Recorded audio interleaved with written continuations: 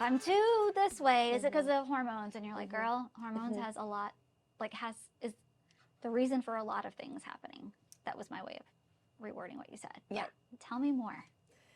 Well, I mean, so starting around like even mid-30s to late 30s on through until you hit menopause, which is average age in the United States is around 50 to 52, you have what's called perimenopause. And that's where things get really interesting and hormones start to change and really can cause a lot of different symptoms that a lot of women just sort of kind of ignore or maybe think are just kind of normal, and they just keep dealing with them until hopefully one day they seek out help. What are these symptoms? It can be a lot of different things. I would say the most common things that I see people come to me are complaints would be mood changes are a big one, fatigue.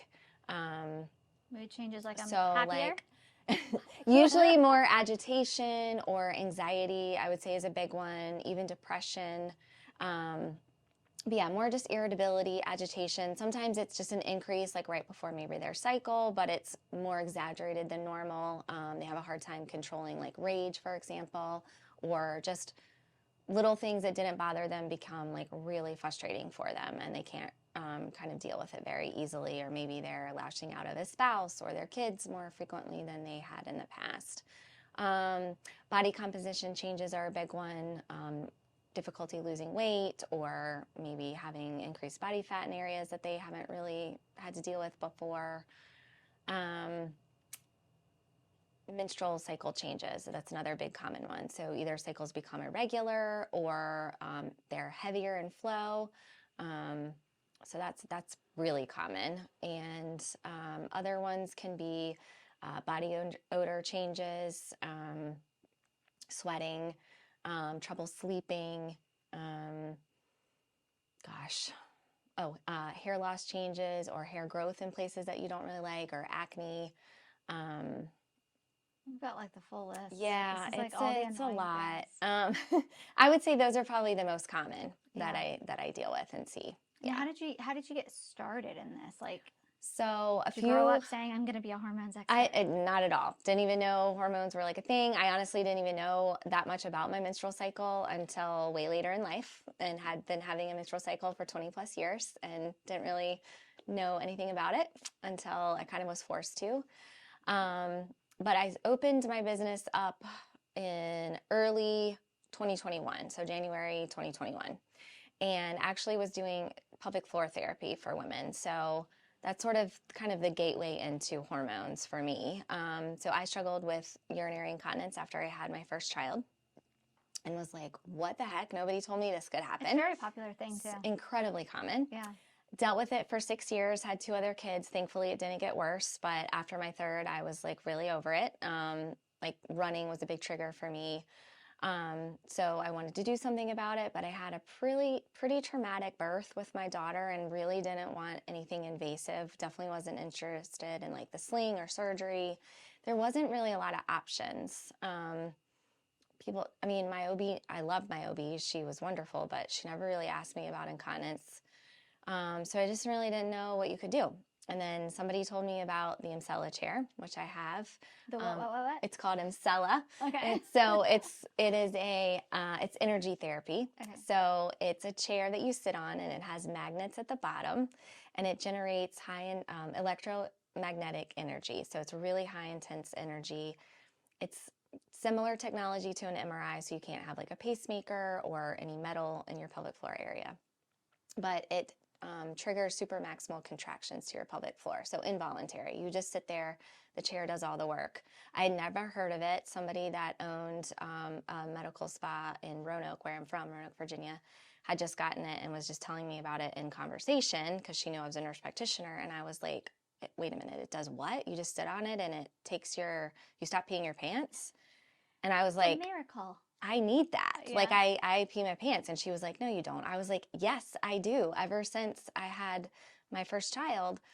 So I tried it out. It works for me. I kept driving back to Roanoke for the treatments. And then I was like, you know what? I'm just going to open up my own business and offer this. So I bought my own chair.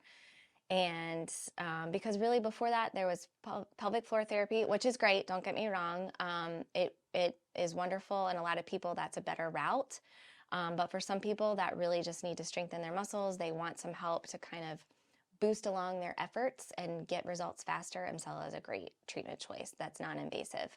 So pelvic floor therapy, core workout. So it requires some discipline, some consistency that some people can struggle with to get the results, and or surgery. So there's like a bladder sling, for example, or if you have prolapse, you want to try to get that early so that you can avoid getting mesh and like a really heavy surgery.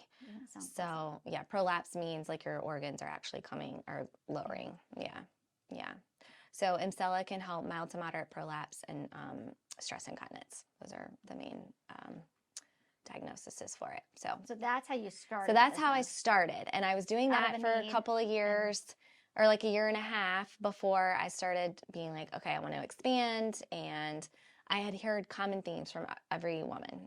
I have these symptoms, many what I just mentioned earlier. I can't seem to lose weight, or I'm more irritated all the time, or I have more anxiety. I'm not sleeping well. My body looks different, even though I feel like I'm eating really good, or I haven't changed anything. And also with your pelvic floor, particularly as we age, your hormones are also key players in that as well and can lead to incontinence. So the main triggers for incontinence are pregnancy, childbirth, and actually menopause. So we lose a lot of estrogen and testosterone in our pelvic floor area, muscles, vaginal tissues, and that can also lead to incontinence. So just researching and trying to make sure that I was giving comprehensive care for pelvic floor, I kind of stumbled into hormones and then put it all together and just kind of went down a whole rabbit hole of like, oh my gosh, there's this whole wonderful world of balancing hormones, and it can help my patients with incontinence, but it can also help people that are complaining of X, Y, and Z. And then I struggled too early in perimenopause with a lot of changes. I had really bad anxiety. It felt like it came out of nowhere, and really intense mood swings before my cycles, like to the point where I thought I wanted to get a divorce. And it was bad. Yeah. Oh, I felt terrible for him. I could like kind of keep it together for my kids. I would have to like walk out of the room a lot so I wouldn't get frustrated with them. But yeah, he kind of got it all. Yeah. So yeah, it was bad. I was like a different person for some of the month, and then it would like a switch would go off and it was like I was back to myself. And so I was like, it has to be hormonal because it's not all the time. And it was so bizarre how I would just be this different person. And so I just decided to rehab myself and felt better and was like, okay, I'm doing this. Wow. So that is crazy how hormones are such a big part of they're huge. Yeah. Our behavior. But I offer really comprehensive care because it's not always just as easy as like doing a test. Okay, you're kind of low here. Let's give you a prescription for this. You want to kind of figure out, especially women in perimenopause that, that are still cycling, so they still have hormones. Their ovaries are still working. There's often other things going on that has triggered them to get to that. And mine was really just stress. Like I think that was the main thing was from, I had to have my uterus removed when I had my daughter, which was stressful. Then we moved and we lived with my mother-in-law for like almost a year in a 3-bedroom townhouse with 3 children. And I was building a house, and then the pandemic hit and I had kids at home trying to do schoolwork. And I just kept sort of dealing with all of these things and moving forward, but not really dealing with my stress. I wasn't doing any like stress management other than trying to work out here and there. And I think it just kind of, my body just was like, no more, it was done. And it just was a cascade of things. So that sort of was the main trigger. So can I first say, sure. Thank you for being so open and honest about your journey. Sure. You don't get that a lot. I feel like you have to be, I want people to realize like everybody has struggles, and you want to just kind of use them and get better. And you can't do that unless you're honest with yourself and be like, okay, this is the real problem here. This is what I really need to fix, and like, meet head on. Yeah, no, it's amazing because other people that are listening to this are going to be like, oh my gosh, that's exactly where I'm at right now. And so to hear like, this doesn't have to be your normal. You don't have to divorce your husband, or you don't have to, admit yourself into an asylum because you feel like you're going crazy, or think that you're depressed. It might be one of those things, but it also could be the fact that we've got some internal biological things going on that you weren't aware of. Yes, absolutely. My biggest goal is really just educating women to make an informed decision. Like, you need to know all the possibilities. Like, because these the doctor isn't going to say this thing. They don't. And I can tell you from experience from like my close friends having issues, and they go to their GYN or their primary care or whatever, and it's like, this is what's going on, and they're not ever offered hormone testing because they don't really, a lot of conventional providers unfortunately just don't have the education and understanding, so they don't offer it. It's not that they're bad or wrong, it's just, it's not part of their education. And, you know, they want to do what they feel like they know best, which I totally understand, but it's frustrating that they won't even be open to hearing a patient, you know, be like, well, what about this? Well, you know? And tell me if this is wrong or right. Sure. I don't think insurance doesn't cover it either. No, a lot of times. I think so why a lot of them won't you're even right. go that route. You're right. So I do blood testing as one option. I have kind of a few tests that I like to work with, but I do serum testing or blood testing, and I will check your hormone levels. That way I check a lot of other things as well, and a lot of tests that, again, conventional providers don't typically run. Most of that is usually covered by insurance. I'll put in some diagnosis codes. Usually if you have pretty good insurance, most of it's covered, or if it's not, it's a really small fee. What they don't cover is a couple other tests that I do that are more like functional style, unfortunately. But I feel like that might be, I don't know, I could be completely wrong. That might be why a lot of doctors don't even explore that route, even though it could be literally the ticket to solving. Absolutely. All of these and I think it's also because they don't really know what to do with the results once they get them. And so a lot of my friends are still being offered like birth control pill, for example, as like a hormone therapy, which is completely the opposite. Yeah. It's terrible. It's an endocrine disruptor. It literally shuts down the whole, you know, HPO axis. So you have your ovaries and your hypothalamus communicate together, and it just shuts all of that down. So yeah, you don't have the fluctuating hormone levels, but you have no hormones. So literally, if I do a test on somebody that's on birth control, it looks like they're in menopause. I was going to say, I saw a meme on Instagram that said, before marrying your boyfriend, get off your birth control for 6 months. Yes. And then see if you still like that person. Yes. Because it changes, transforms your body chemistry. And it really can lead to weight gain. It can lead to low libido. Really just mood changes. I mean, there's a lot of not great things. I mean, you know, it's obviously you don't want to have a baby if you don't want to have a baby, but there are other options. So again, it comes back to educating women. Here are all of your options.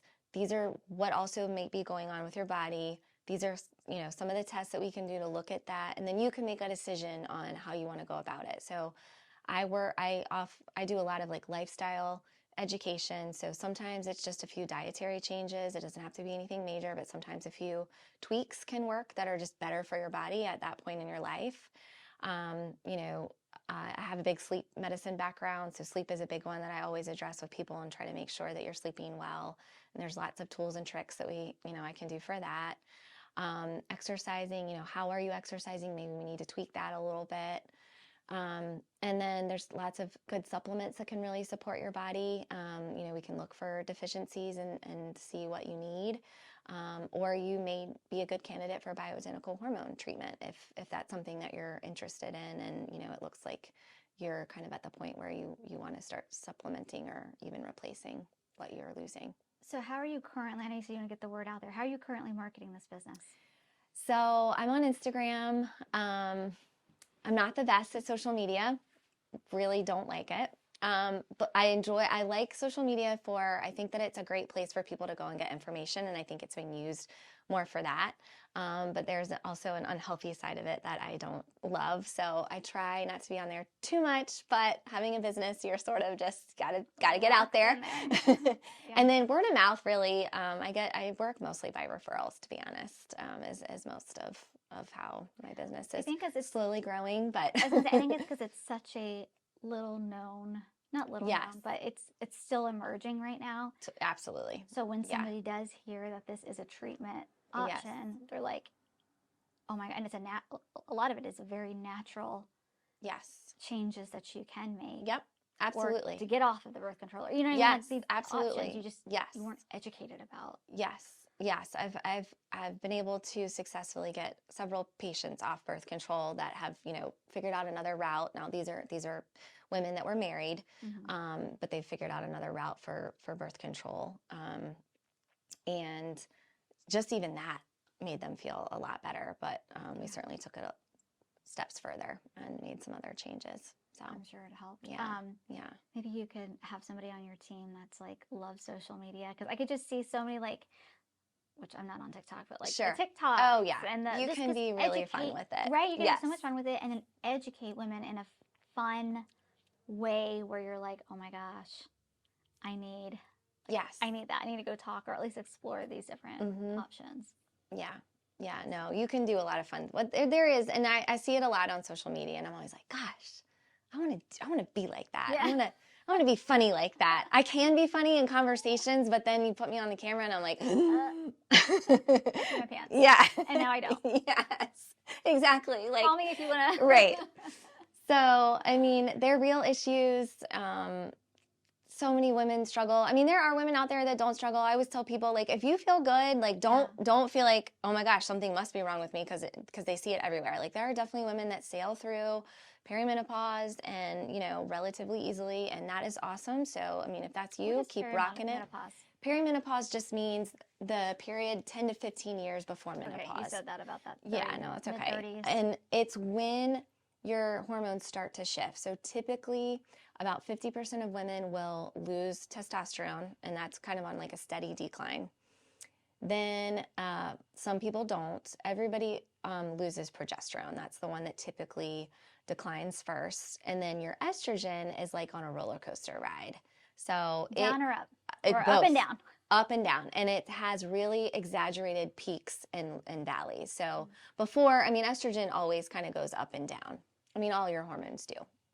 But kind of in an expected rhythm, and they're sort of, you know, stable to a degree. They rise and fall when they're supposed to, and it's not too exaggerated, and everything's okay. And then during perimenopause, things can start to really go array, where the estrogen, when it's rising rising way higher than it did before, and when it's falling a lot lower, and same with your progesterone. But typically that'll start really declining. And that usually, those progesterone and testosterone trigger usually the earlier symptoms. But also I look at cortisol. Cortisol is a big one that gets, I think, overlooked, especially if you're on the younger side of perimenopause. And just like I said, cortisol was my main trigger, and then it also caused me to have lower testosterone and lower progesterone. But if I hadn't fixed the cortisol issue, I wouldn't have gotten good results on trying to adjust my testosterone and progesterone. So you really want to do comprehensive care. So the adrenal system is heavily involved and needs to be assessed. And that's best either through a saliva test or a urine test. But cortisol is a big one that I look at. Insulin's another big one. Insulin is the hormone that's responsible for taking sugar out of your blood and getting it into your cells or your muscles or wherever it needs to go for energy. And then thyroid's another big one that I also look at. And then, of course, estrogen, progesterone, and testosterone. So everybody likes to play together nicely. You know, we want everybody playing nice in the sandbox and everybody getting along, which they can do. We've got one guy and running then one guy gets mad, and then everybody gets irritated, and everybody's kind of all over the place. Sand all yeah, over the exactly. And then it's just not. Then you start to have symptoms. Yeah. So, and you want to figure out where the original fire started and kind of go from there. And that's what a lot of these tests help. Yes. Give a good roadmap on what's going on inside. Exactly. Gut health is another big thing that's really tied to a lot of symptoms, especially any sort of anxiety, depression. You know, if I have somebody that's on hormones and they're getting pretty good results, but not as much as I would like, then I'll definitely suggest looking at gut health. It's really tied to hormone imbalance for sure. Yeah, it is crazy. I just learned recently, just through some testing and stuff that we've done within my family, of like, you know, I had, my son had bad migraines, which we've linked to gut health. Yep. Headaches are a big one. Brain fog, fatigue. Yes. 12 though. It would Yeah. have been the I know, you last don't thing think you about would have that. thought Yes. of, but we did go to Yeah. a That's more awesome. Good holistic for health. you. Yeah. Good for And you. I'm like, oh my gosh, imagine had we gone to somebody Straight who had a there. different, Yep. he Yeah. would have been on medication, drugs Yes. for his whole life Yep. because we didn't Absolutely. know it. 100%. I'm a big believer in Good. like, the That's holistic. wonderful to hear. So it's true. I feel like it is a little bit more upfront cost than obviously you're likely going to spend at conventional, but it's going to save you so much time and heartache and unnecessary treatments. Yeah. Sometimes it's just because they're still just kind of Band-Aids and they're not really what you need. And again, it's not because your doctor's terrible or your provider's terrible. It's not in their training or their way of thinking. And so you have to, sometimes you want to go to somebody that thinks a little bit differently. Yep. Yeah. No, I love it. So do you have a storefront? How do you operate? So I share space for where my chair is, from where the mcella chair is. It's in Percival, and I share space with Amanda Dayton, who is wonderful. She is a nurse practitioner. She owns Enhanced Beauty and Wellness. And so she primarily does aesthetics. So she does, Do your they have fun. a new building that hasn't opened yet? Yes.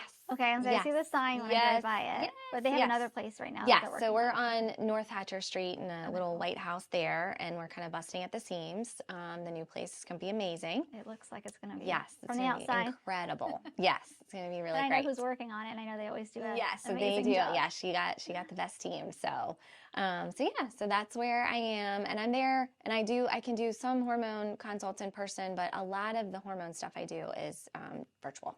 Okay. Yeah.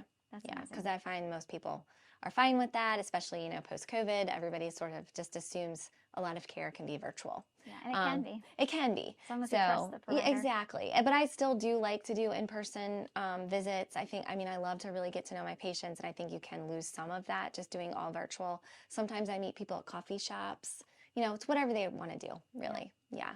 I love it. Yeah. So if you could give, just kind of wrap it up, if you could give one message to future prospective patients, what would you say to them? If you are feeling something that you don't feel is normal and you've been struggling with it, and don't just accept that it's normal, or don't just accept like a birth control prescription or an antidepressant. Maybe you do need that, but make sure that you've really explored all options before just either not doing anything about it or taking care that still doesn't just feel right. Like if you're not seeing somebody that's really listening to you and giving you time, then keep searching for somebody, whether that's me or another provider that you find that is willing to do testing, and keep searching. And that really does offer a lot of options for treatment. Maybe you don't feel comfortable with hormones, or you want to try something else before hormones, which is fine. But yeah, just keep searching for those answers. And that way you can really feel informed about your body, what's going on, so that you can decide how you want to take care of yourself best. I love that. Thank you so much for being on today. Thanks for having me. This was great. Awesome.